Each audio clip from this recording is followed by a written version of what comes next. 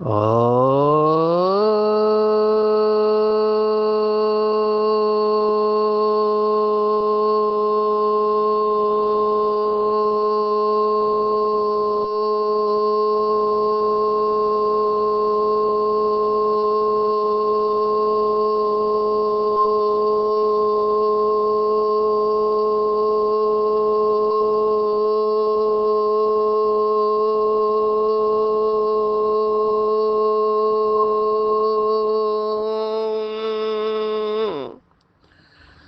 शांति।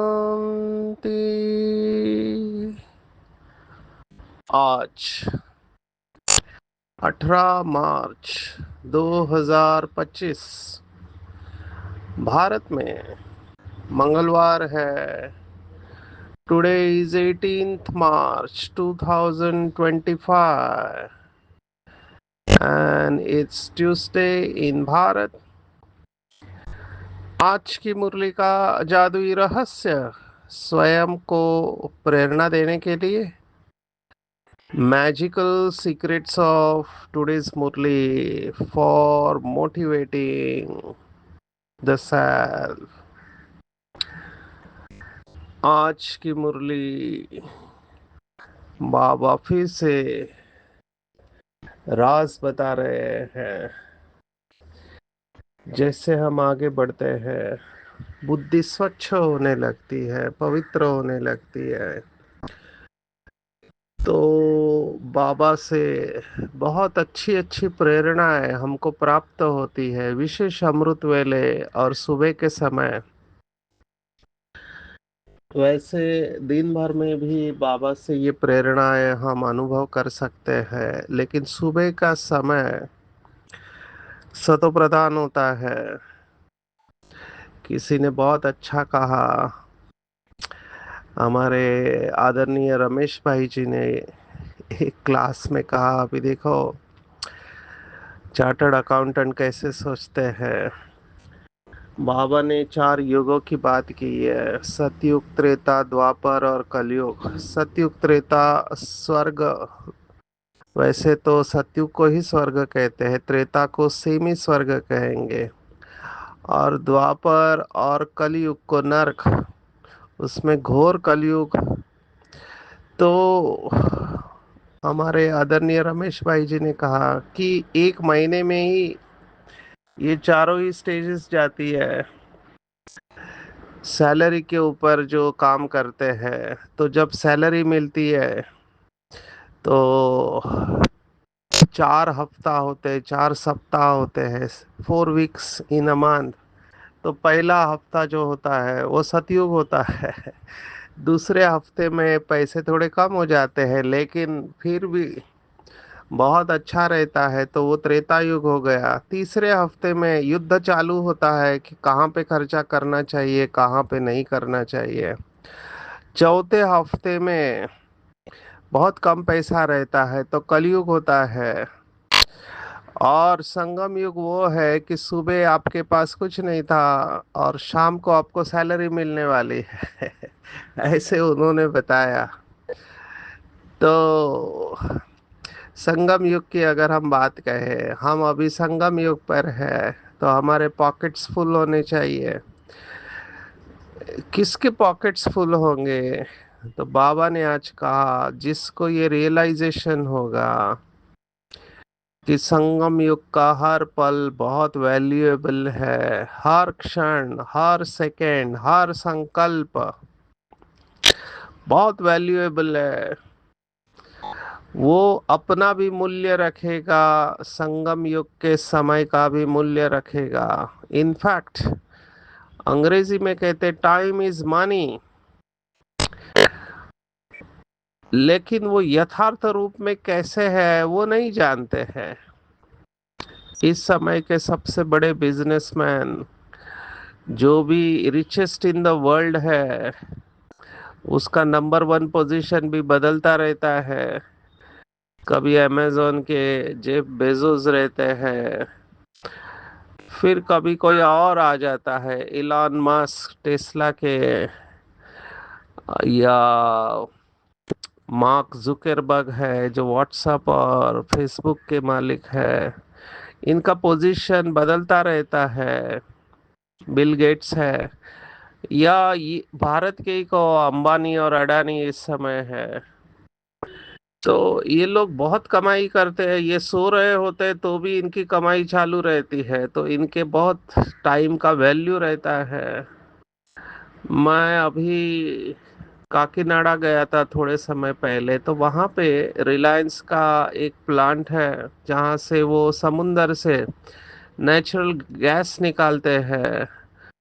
अभी उस प्लांट का हर दिन का 24 घंटे का इनकम मैंने पूछा तो मुझे बताया 100 करोड़। 24 घंटे में वो 100 करोड़ कमाता है अंबानी के लिए। अभी आप सोचो, इतना इम्पोर्टेंट प्लांट है लेकिन मुकेश अंबानी वहां केवल 3 बार गए हैं, बनने के बाद में गए ही नहीं है। तो ये रिचेस्ट लोग जो होते हैं, ये लोग हर अपने सेकंड की वैल्यू रखते हैं। अभी गहराई में अगर बाबा के बच्चे चिंतन करेंगे तो हमको पता चलेगा कि सबसे रिचेस्ट तो हम हैं, क्योंकि हमारी जैसी कमाई किसी की हो नहीं सकती है। लेकिन यहाँ पर भी संशय आ जाता है। महाराष्ट्र में एक कहावत है, मराठी की कहावत। एक आत्मा ने मुझे कहा, मराठी में वो ऐसे कहते हैं कि बोलाची कडी आणि बोलाचा भात।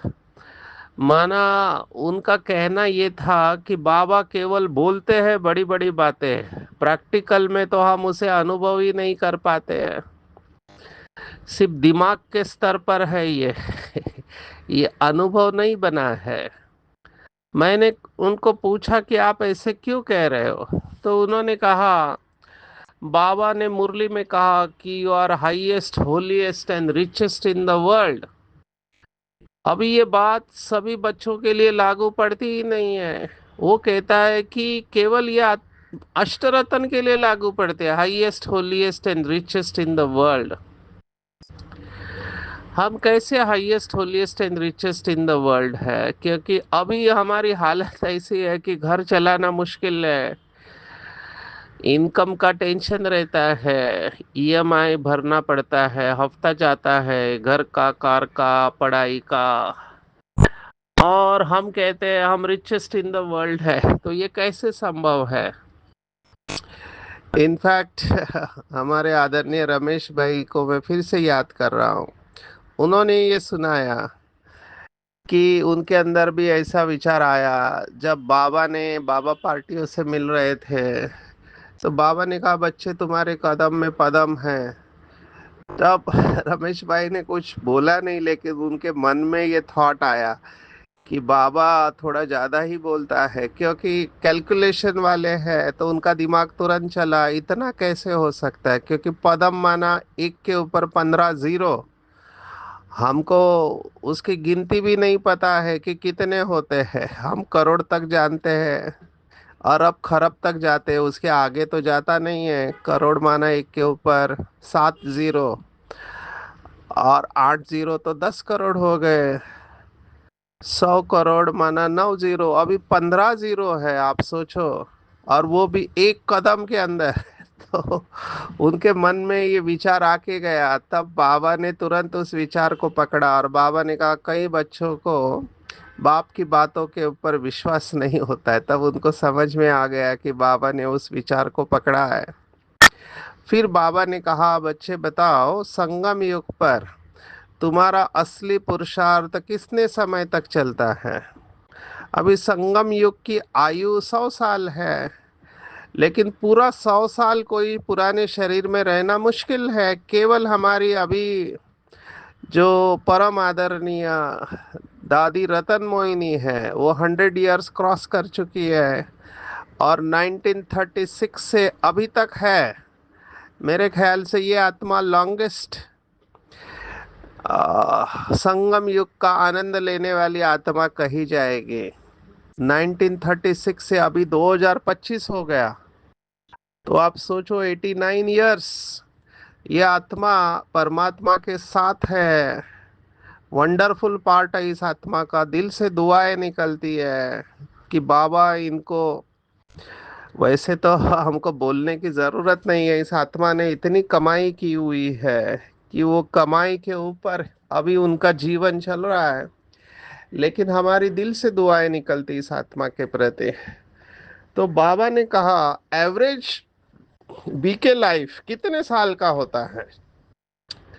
तो एवरेज बीके लाइफ में अगर हम 30 40 50 भी ले ले, 50 एवरेज पकड़ कर चले, समझो कोई लंबे समय तक चला, शरीर अच्छा रहा, तो 50 साल में हमारा पावरफुल योग कितना समय होता है?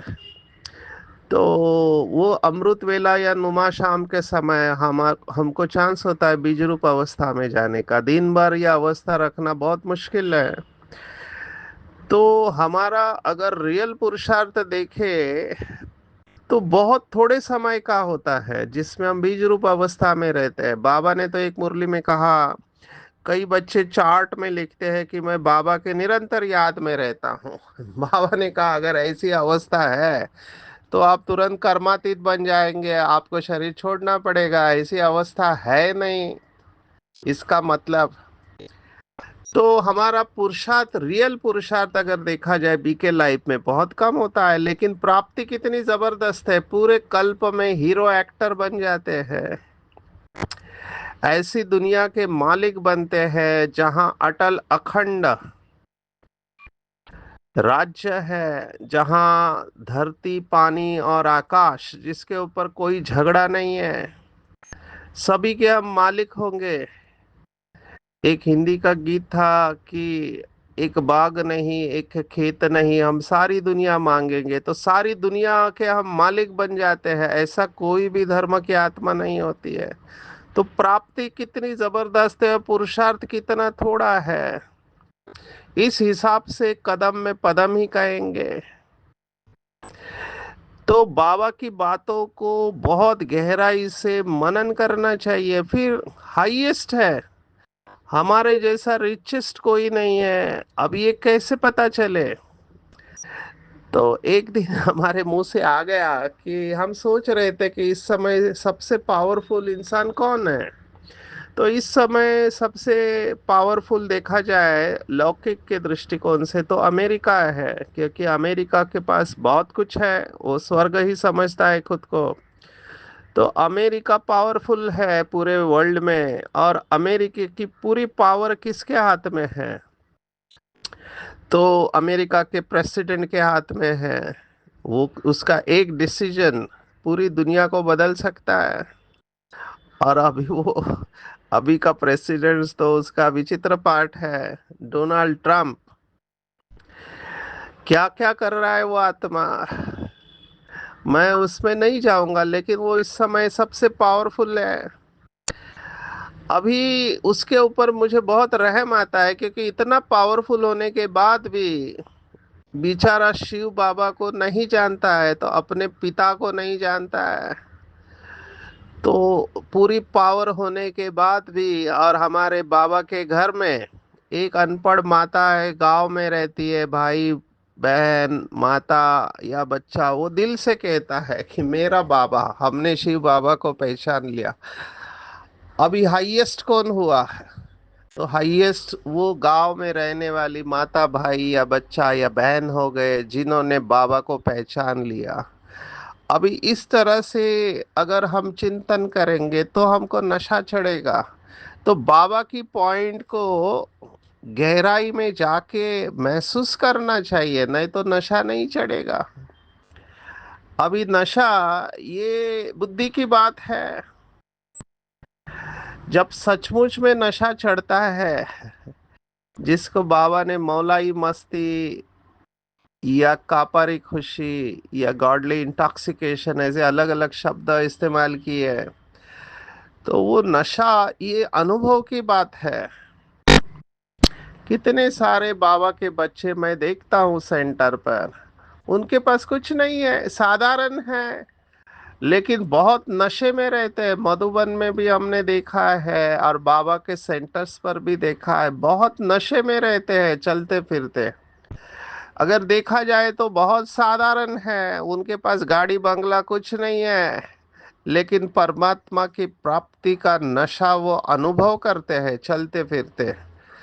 तो इस हिसाब से आज की जो मुरली है वो ये कह रही है कि तुम्हारी ये जीवन बहुत बहुत अमूल्य है, क्योंकि तुम बेहद में आए हो और जगत का कल्याण करने वाले हैं। आज विशेष बाबा ने हर एक को टाइटल दिया हुआ है, ये बहुत बड़ा टाइटल है, जगत माता और जगत पिता।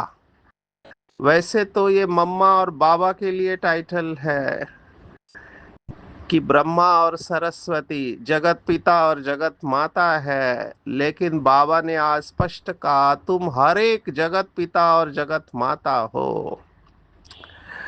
तो नशे में चला जाना चाहिए कि भगवान ने हमको आप समान जगत पिता और जगत माता बना दिया।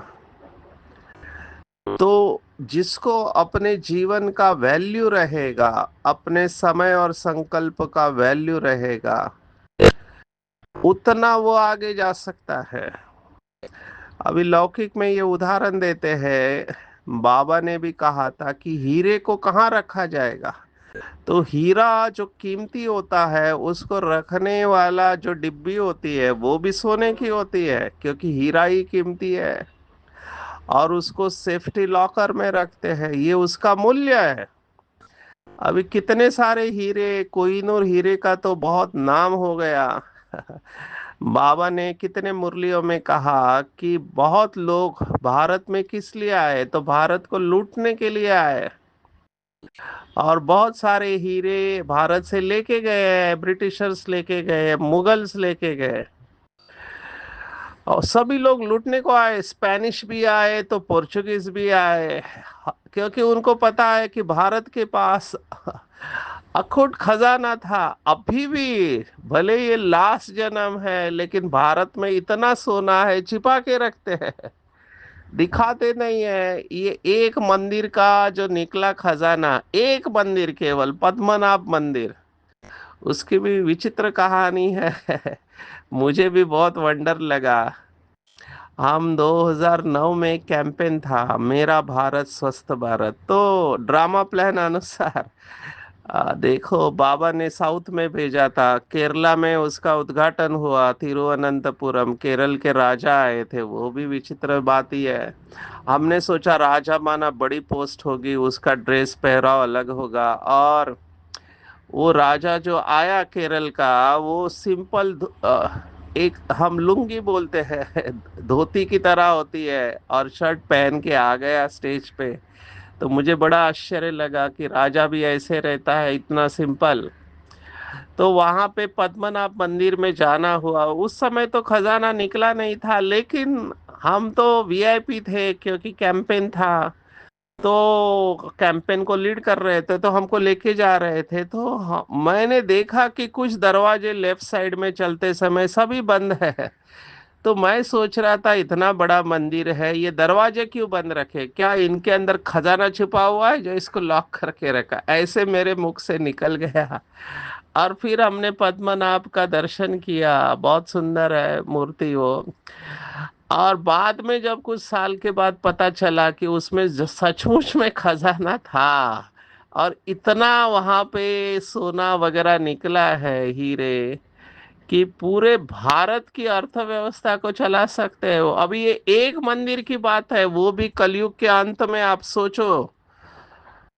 तो एक मंदिर में इतना खजाना निकला है, भारत में कितने मंदिर थे, आप सोचो। वो बाबा हमेशा कहता है कि सोमनाथ का मंदिर लूटने को आए थे, कितने बार आए वो, मोहम्मद गजनी को बाबा ने फेमस कर दिया, हिस्ट्री भी फेमस है। 17-18 बार वो आके, कितने बार, और उसने केवल एक मंदिर नहीं लूटा होगा, वो आके रास्ते में जो मिल रहा है वो लूटते गए होंगे वो। तो सोचो, इतना अकिचार धन, बाबा का ये शब्द है, अकिचार माना आप गिनती नहीं कर सकते हैं। पत्थर की तरह हीरे होंगे। और ये वास्तविकता में ये किस आधार पर है? उससे भी श्रेष्ठ जीवन अभी का है। लेकिन ये रियलाइजेशन की बात है, अनुभव की बात है। तो जो बाबा का बच्चा अपने जीवन की इतनी वैल्यू समझेगा कि मैं बहुत वैल्यूएबल जीवन जी रहा हूँ, मेरे जैसा जीवन पूरे कल्प में किसी का भी नहीं हो सकता, नॉट इवन श्री कृष्ण और श्री राधा, ना लक्ष्मी नारायण, ना श्री राम और श्री सीता। सबसे वैल्यूएबल तो संगम युग का जीवन है। तो इतना इसको रिस्पेक्ट, रिगार्ड और वैल्यू से देखना चाहिए, अपना अपना रेस्पेक्ट रखना चाहिए। लेकिन ये नशा किसको चढ़ेगा? जिसका ये चिंतन अंदर से रहेगा कि भगवान, गॉड, अल्लाह, ईश्वर, जिसे नई दुनिया स्थापन करनी थी, वो ढूंढ रहा था कि कौन मेरी मदद करेगा, और उसकी नजर मेरे ऊपर पड़ी। तो भगवान की मैं चॉइस हूँ, उसने मुझे चुन लिया है नई दुनिया की स्थापना करने के लिए। तो बहुत बहुत नशे में जाना चाहिए, अपने आप को बार बार याद दिलाना है, मेरा जीवन अनमोल है, अमूल्य है, मेरे हर सेकंड, हर बोल की वैल्यू है।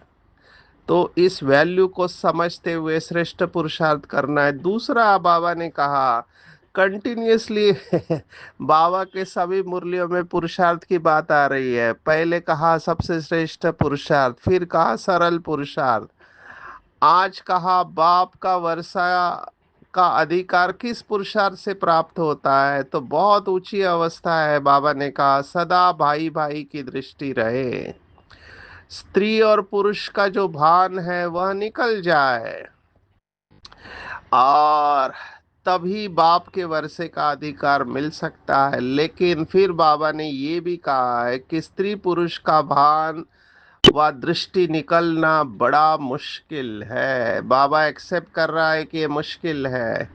इसके लिए देही अभिमानी बनने का अभ्यास चाहिए। तो ये निकलना मुश्किल है, इसके लिए बहुत अभ्यास चाहिए आत्मा का। और जितना आत्मा के भान में रहेंगे, देही अभिमानी बनकर बाबा को याद करेंगे, तभी सतो प्रधान और मुक्ति, जीवन मुक्ति का वर्षा प्राप्त कर सकते हैं। तो ये अभ्यास बहुत मुश्किल है, लेकिन हम अटेंशन से इस अभ्यास को प्राप्त कर सकते हैं। क्योंकि अगर एक व्यक्ति कर सकता है तो बाकी सभी कर सकते हैं। अभी इसमें ये नहीं कहना है कि हमने बहुत पाप किए हैं हमारी बुद्धि के ऊपर बहुत कोटिंग चढ़ी हुई है, बिल्कुल नहीं सोचना है ऐसा, ये सोचना ही नहीं है। अभ्यास से सब कुछ प्राप्त हो सकता है। बाबा ने देखो आज क्या कहा। बाबा ने कहा आत्मा के रूप में सब बच्चे हो, फिर शरीर में आते हो, भाई बहन कहते हो, और कोई नाता नहीं है, सदा भाई भाई की दृष्टि रहे, स्त्री पुरुष का भार निकल जाए। जब मेल फीमेल दोनों ही कहते हो ओ गॉड फादर, तो भाई बहन हुए ना। भारत में कहते हैं त्वमेव माताश्च पिता त्वमेव। अभी बहुत इंटरेस्टिंग है, पति कहता है त्वमेव माताश्च पिता त्वमेव, और पत्नी ये नहीं कहती है कि त्वमेव सास ससुर हमारे, वो भी कहते हैं माता पिता। तो आपस में कौन हो गए? दोनों के माता पिता है तो भाई बहन। और इसी बात के ऊपर दुनिया वाले कहते हैं कि ये पति पत्नी को भाई बहन बनाते हैं, इसलिए इधर आना नहीं चाहते हैं, लेकिन उसका वास्तविक अर्थ नहीं समझते। वो रहते तो पति पत्नी की तरह ही है, लेकिन वो कॉन्शियसनेस निकल जाता है कि ये पति है, मैं पत्नी हूँ, आत्मा है। और ये बाबा के गृहस्थ में रहने वाले बच्चे बहुत अच्छा पार्ट प्ले कर रहे हैं। गौमुख की बात भी आज आई हुई है, जहां तहां गौमुख जरूर रखते हैं, फिर कहते हैं गौ के मुख से अमृत निकलता है। वास्तविकता में ये बात ज्ञानामृत की है। अभी देखो ये पॉइंट भी कितनी पावरफुल है, लेकिन ये अनुभव की बात है कि हम ज्ञान मुरली को सुनकर अमर हो जाते हैं। अमृत का पाशन करने वाले, प्राशन करने वाले अमर हो जाते हैं, और वो पानी को पीते हैं पानी की तो इसमें बात नहीं है। और गौ माता है कौन? ब्रह्मा बाबा। तो बाप ने तुमको इनके द्वारा अपना बनाया हुआ है। फिर भीष्म पितामह की भी बात आई हुई है। तो बाबा यही कह रहे हैं कि बाप समझाते हैं जबकि तुम ब्रह्मा कुमार कुमारिया हो तो क्रिमिनल असॉल्ट हो न सके, नहीं तो बहुत कड़ी सजा हो जाए। देह अभिमान में आने से यह भूल जाता है कि हम भाई बहन हैं, यह भी बीके हम भी बीके हैं, तो विकार की दृष्टि जा न सके। अभी देखो, भाई और बहन के बीच में विकार की दृष्टि को पाप समझते हैं लौकिक में, लेकिन फिर भी ऐसे केसेस है। अभी यहाँ पर भी बाबा के बच्चे बनने के बाद में दृष्टि वृत्ति बदल जानी चाहिए, लेकिन बहुत लोगों के अंदर ये संकल्प चलते हैं क्योंकि शरीर का भान अभी तक है। तो बाबा ने कहा आसुरी संप्रदाय है, वो विकार के बगैर रह नहीं सकते तो विघ्न डालते हैं। तो इसका बहुत कड़ा अभ्यास करना चाहिए। बहुत सुंदर अनुभव होता है जब आत्मा का अभ्यास होता है, दृष्टि वृत्ति पवित्र बन जाती है। तो लौकिक ब्राह्मण भी हमको नमन करते हैं, आज बाबा ने कहा लौकिक ब्राह्मण। फिर और एक इम्पोर्टेंट बात आई है, यादव कौरव और पांडव, बाबा ने कहा इकट्ठे रहते हैं, भाई भाई है ना। और तुम्हारी युद्ध भाई बहनों से नहीं है, तुम्हारी युद्ध रावण से है, इसको युद्ध स्थल कहा जाता है। तो ये बहुत इंपॉर्टेंट बात लाखों वर्ष के बाद भी कही हुई है आज की मुरली में। हम आते हैं इम्पोर्टेंट पॉइंट, सन्यासियों की बाबा ने महिमा की है। सन्यासी की भी इसको काग विष्ठा समान सुख कहते हैं, लेकिन बेचारे घर के साथ योग है, ब्रह्म के साथ योग है, इसलिए सर्वोच्च प्राप्ति नहीं हो सकती। हमारा योग बाप के साथ है, उनका योग तत्व के साथ है। तो ये दृष्टि वृत्ति को एकदम पक्का करना है, दोनों को पावन बनाना है।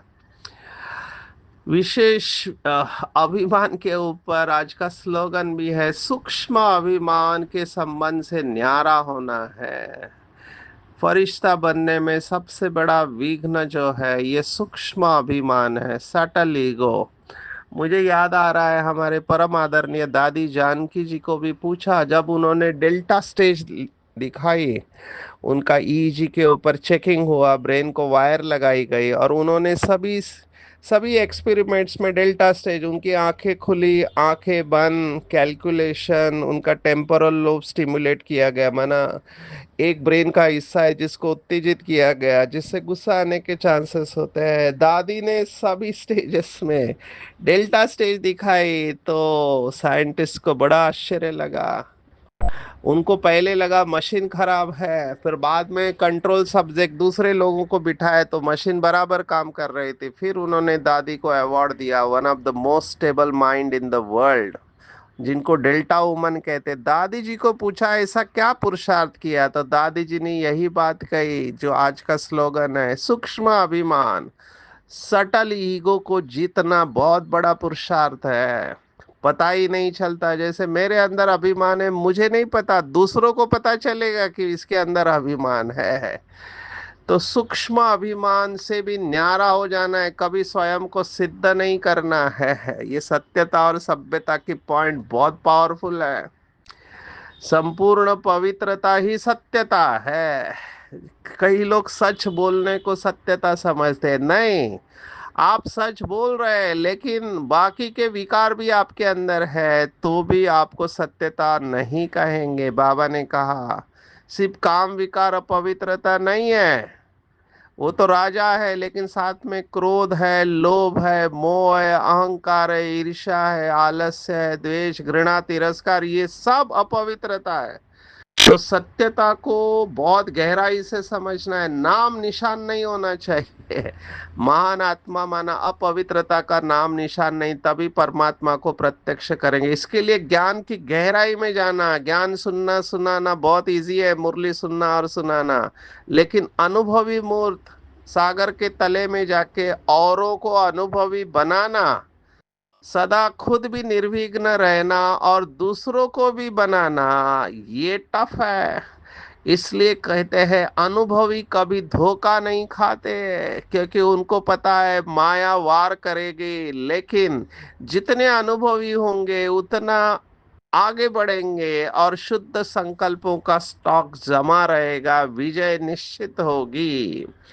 आज की पूरी मुरली में टेक होम है, अपने जीवन को अमूल्य समझना है, हद से बेहद में आना है, स्त्री पुरुष का भान पूरी तरह से निकल जाए। हम जगत पिता जगत माता है, एक पिता की संतान है, आपस में भाई भाई है, मास्टर नॉलेजफुल बनना है और मास्टर ज्ञान सागर बन ज्ञान की गहराई में जाकर अनुभवी रत्नों से संपन्न बनाना है। देह अभिमान का सूक्ष्म जो विकार है उससे भी न्यारा बनना है, तभी फरिश्ता बन पाएंगे। और सत्यता की शक्ति तभी आएगी जब अपवित्रता किसी भी विकार की नाम निशान भी नहीं होना चाहिए, तभी संपूर्ण सत्यता के आधार पर परमात्मा की प्रत्यक्षता कर सकते हैं। अच्छा, ओम शांति।